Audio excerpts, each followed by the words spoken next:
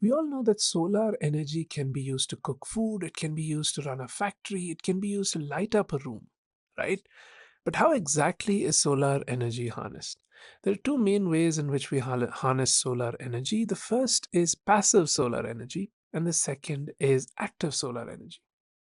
Now, in this video, we'll be discussing passive solar energy. Passive solar energy is all about design. It's about designing our houses, our buildings, our cars in such a way that without any special equipment, we can harness solar energy. In this video, we'll be picking up two examples and explaining these in detail. Let's begin. These windows here, these aren't normal windows. Might sound like a very fancy term. Let me explain how it works. Remember those double-walled flasks we used to have? These flasks had two walls and they were separated by a vacuum region, right? This ensured that heat exchange does not happen across the wall. What if we use the same logic to construct our houses? What if we had windows which had multiple layers with vacuum in between? Don't you think that would prevent heat exchange from happening? Exactly, that does work. So this is what a layered glass window looks like. There are multiple layers and a vacuum is maintained in between these layers, and that helps heat exchange from not happening. Okay, now we understood why we need layered windows. What about glazed glass? Why do we need that? Well, let me explain. Let's say you're in a very cold climate and this is your house. You want heat to enter the house, but you don't want it to exit, right? And so what you do is you paint the inner portion of this double-walled glass with a reflective paint so that all the heat that tries to escape gets reflected back into the room and cannot escape. That will make this room warm and nice to live in a cold region, right? But can we use these double layered glasses or multiple layered glasses only in cold regions? Absolutely not.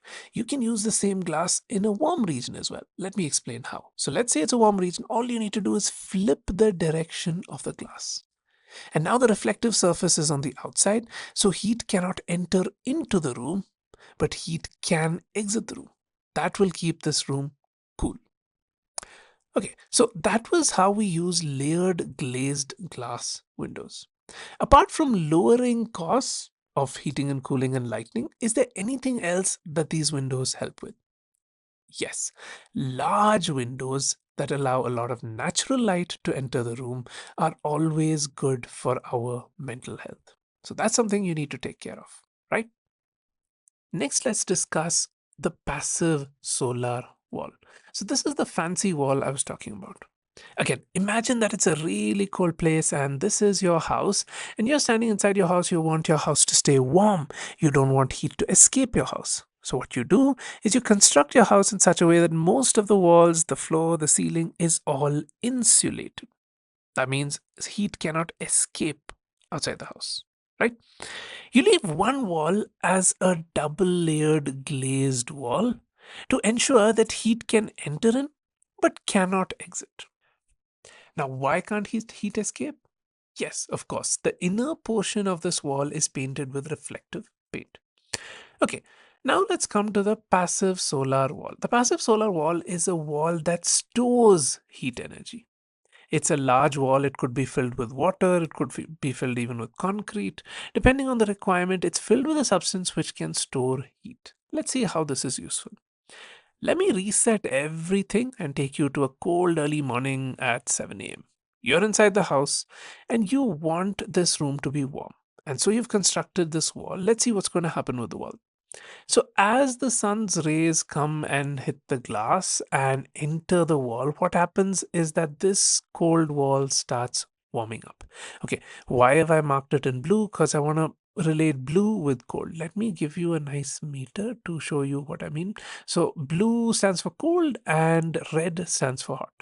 Okay, it's 7 a.m. A few hours later, the outside also kind of starts warming up.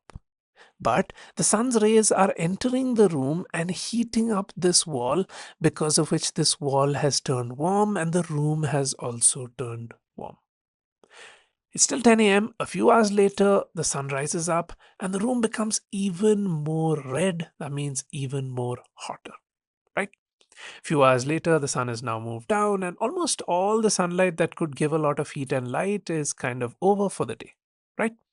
It is still a little warm outside, but because of this passive solar wall, it's become pretty hot on the inside. Very soon the sun sets and it's 6 p.m., right?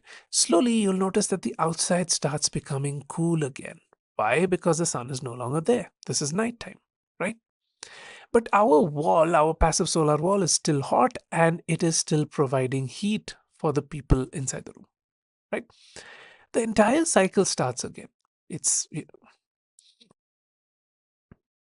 Next, we see what happens at 10 p.m. The person has gone to bed. It's pretty cool outside, but because of the wall, it's still pretty warm, giving this person a nice, comfortable rest. A short while later, a few hours later, it's 2 a.m., and you'll notice that the wall has become a little cooler now.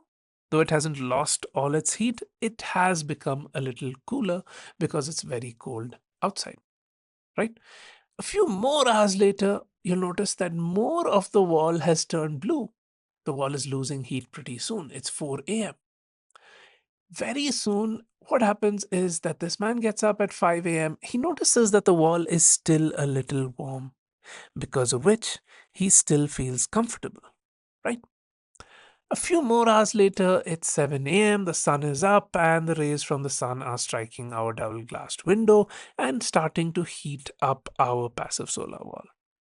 Let me just play this whole thing once again. So it was 7 a.m. right now. Few hours later, it's 10 a.m. The wall has gotten warmer. The sun has risen up. Few more hours, the sun rises up furthermore, and the wall is also even more hot. As we go on, we'll notice that at around sunset, the wall is at its maximum heat. Now, what the wall is going to do is not absorb much heat, but slowly start to dissipate heat into the surroundings so that the room stays warm, right? That's how we use a passive solar energy system.